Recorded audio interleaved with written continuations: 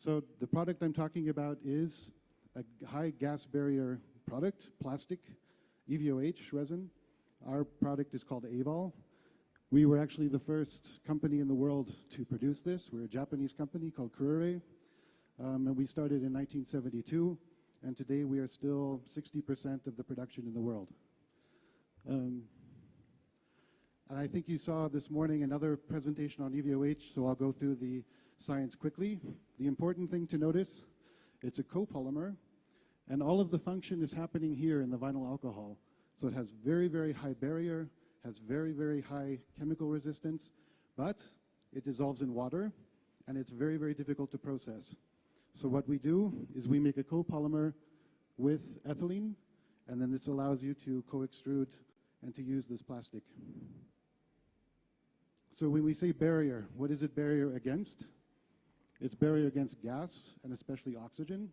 So if we talk about food packaging, it's mainly to keep oxygen away from your food, so that you have a longer shelf life. It's a barrier against aroma. So this is very good for tea production or for coffee production if you want to keep your aroma inside a package with no metal. Chemical products, so the agricultural chemicals, we can use concentrates and package these in plastic bottles that are very safe to send out into the field. And fuel vapor for automotive applications. And it's a barrier, it's a wall. So it's either keeping things in or it's keeping things out. So normally we make, it's the sandwich that looks like this. So Mr. Roman from Mitsui Chemical, he talked about the Admer, which is this yellow layer. And we're talking about the EVOH, it's this layer. And this is a typical polyolefin polyethylene. So we always talk about the sandwich, and we're kind of the meat of the sandwich. We're kind of the functional part. So you have oxygen and odors. They hit the EVOH and they bounce back. Or freshness, flavor, carbon dioxide stays inside. So this is more numbers to show you, but this shows you how effective it is. So this is the amount of oxygen that will go through the same thickness of different plastics. And if you think of polyethylene, your carrier bag, you have a very, very high transmission of oxygen, especially if you compare it to EVOH, which is, this is 8,000, this is 0.2. So you can imagine 1 millimeter of EVOH has the same gas barrier as a 10-meter thick wall of polyethylene. So it's extremely performing, high performance. So again, if it's that big, if it's 10,000 times more barrier than polyethylene, the good news is we don't need to use very much. And this is why we have the sandwich. So we put a very small amount of EVOH, so that means it's not so expensive. And the whole structure has this very, very good barrier property. So it's a bit difficult to see, but this shows you, for instance, two pouches. Both are 100 microns. But if you have just polyethylene, you have, you have the oxygen and the odors that are going through quite easily. Like we said, 8,000, yeah? If we have an EVOH barrier inside, then suddenly it's working very, very well. And you can see the difference in the transmission. Here it's, here it's 1,650 units of oxygen that go through, whereas with the EVOH structure, it's just 1.6. So again, it's keeping the oxygen away from the food as much as possible. So, and what is the benefit? Why plastic? One of the best things is if you have metal cans and you're shipping metal into the country, you're shipping a lot of metal, that's a lot of weight. So if you can have a lighter weight packaging, you can ship more food and less packaging. And because the barrier is so good, we can compete with metal packaging, either metal or aluminum.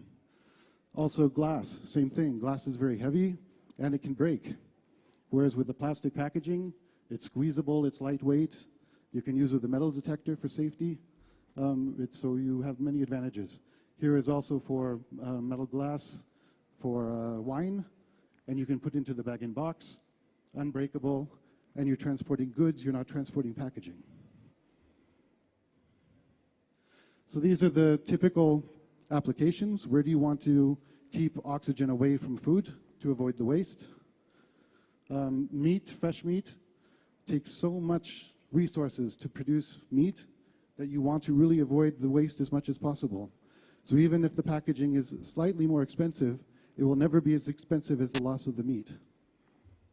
The aroma barrier, and to get away from aluminium in many cases, for spice, coffee, for tea. Again, the barrier properties are so good that it can compete with metal. Baby food, which is nice to have not in glass. If there's something that breaks in the processing, you have a lot of waste. Just for safety, plastic is very safe.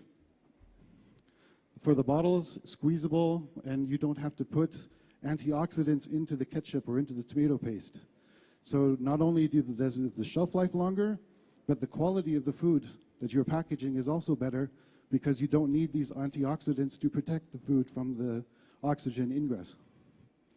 Here's a MAP. Here it's pasta you see, but you could put meat, you could put fish. You have some gas mixture inside, and the barrier is keeping this gas mixture inside. Again, longer shelf life, less waste of food. For processed meat, like a Vienna sausage, for instance, you can do a sterilization at a lower temperature, and you can go from a 3-month shelf life to a 6-month shelf life with a thinner package. Chemical resistance for the bottles. This is already existing in Kenya. This is being produced. And this is the other one that's existing now in Kenya is the long shelf life UHT milk pouch. And the question now is, how can we make this more efficient? How can we have longer shelf life? How can we have less waste? So this is the application I'd like to focus on. Why? Because this is already existing in Kenya. And today people are importing film from Europe, from India, but now we have a producer in Kenya who can make this type of film already here for the local market. So just very quickly, you have 2 types of milk that are processed, and you have fresh milk, of course, but very short shelf life. If you pasteurize, it's 74 degrees centigrade for a couple of 20 seconds, but you're still 2-week shelf life is the maximum. With UHT, it's a higher temperature, short time, so it's killing both the bacteria, the microorganisms, but also spores, so you can have a longer shelf life. You can go over 3 months. And the big advantage with UHT is you do not need cold chain to distribute. So pasteurization, you still need cold chain. UHT, you put it in a package, you don't need cold chain. Shelf life is the maximum.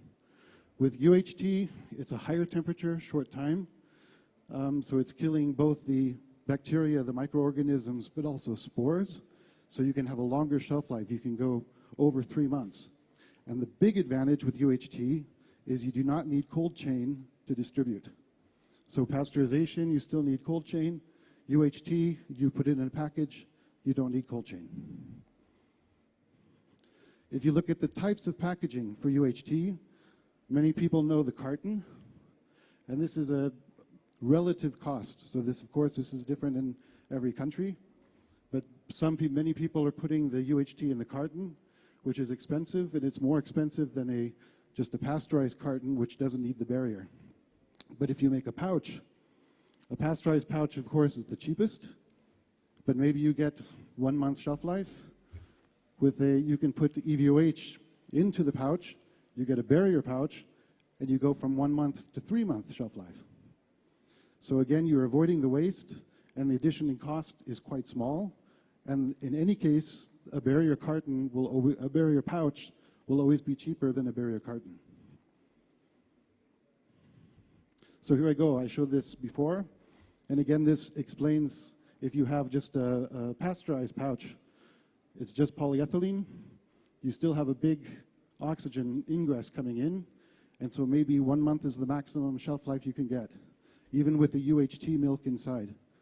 But if you have a barrier pouch, same thickness, but very, very different oxygen ingress. And because of that, you can go to maybe 3 months. This is a typical structure.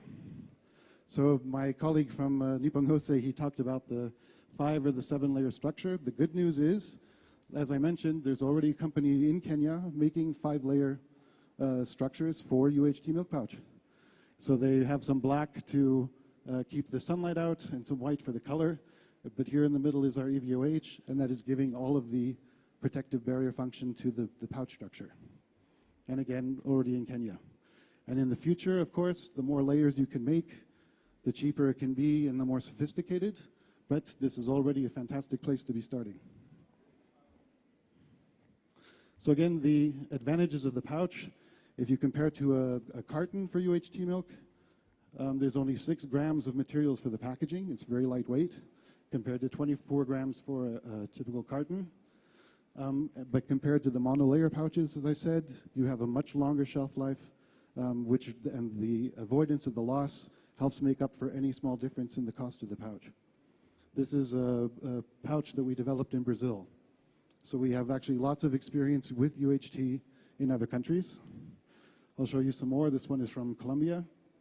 The barrier pouches, they're all plastic. And again, the big advantage with the UHT, you do not need to have cold chain. So you can distribute very widely, and since you have up to 3 months shelf life, you can take it much further before to new markets and avoid wasting the milk. This is from Guatemala. The Guatemalan government decided that all of the children's milk for schools, so escolar is for the schools, will receive milk in a barrier UHT pouch. Why? Because it's the least expensive solution to have, no waste, long shelf life, and you can give the nutrition to the children. And Guatemala is not a rich country, but they still made the decision, this is the most efficient way that we can distribute milk to the school children in our country. So we've been growing very rapidly, but especially in Latin America, in India, South Asia, and also in Southeast Asia. So I have, I think, very, very good potential in Kenya. I was at the dairy show last month in the same room, and everybody was showing UHT milk pouches, and some were showing barrier UHT milk pouches from Kenya, from Uganda, from Tanzania. So I'm convinced this will be a good thing for the future. This is a picture in Colombia. Same reason, the Colombian government said we do not want cartons because we spend too much money on packaging. Instead, we get the barrier milk pouch, and after just 5 years after they made this decision, 85% of UHT milk pouch was already in pouches, barrier pouches. And you can see in the supermarket, it's all in pouches. So they have very inventive ways of packing them to make it easy. This is a slightly different issue, but now in Europe and especially in Germany, they're quite concerned with the mineral oils that are in recycled cardboard. So the ink from newspaper gets into the recycling stream for cardboard. It can migrate into food, and unfortunately, it can cause cancer. So now, just this month, there were big articles in the press in Europe. We need to find some way to have a barrier against these mineral oils. The good news is, if you have 4 microns of EVOH in your pouch, that is providing an effective barrier also against these mineral oils or any sort of outside contamination. So, again, more than just milk. What is next coming to Kenya? Again, we have a company that can produce film for these types of structures. I think the MAP tray, we have many people here asking us about fish packaging, about fresh meat packaging. How can we avoid waste? How can we have longer shelf life?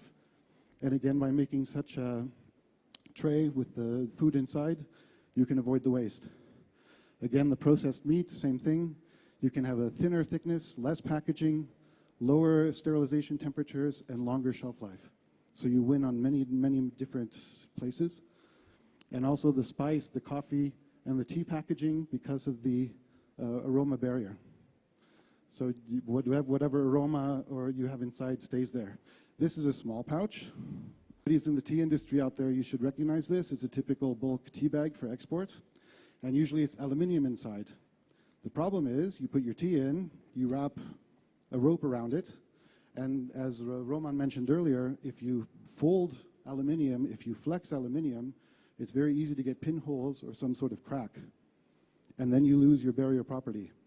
Inside here, it looks clean and shiny because it's EVOH barrier on the inside, but this is providing the aroma barrier for the tea, and it's not breaking, it's not cracking as you process it or ship it.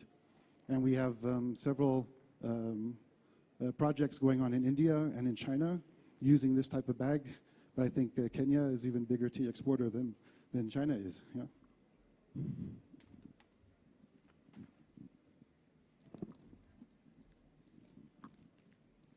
This is another one. It's a bright, shiny bag. We have a project with the government of Vietnam, and it's for exporting grains, rice, and the big problem that they have are the insects that get into the packaging, and then you start losing the quality or even the quantity of the food because the insects start to grow inside. So again, what we make is a very, very good gas barrier, and it's completely hermetic, so any insects that are inside the bag suffocate and they can't grow. So again, this has been driven or in cooperation with the government of Vietnam, but we also see big potential for this in South Asia, in Africa, for export.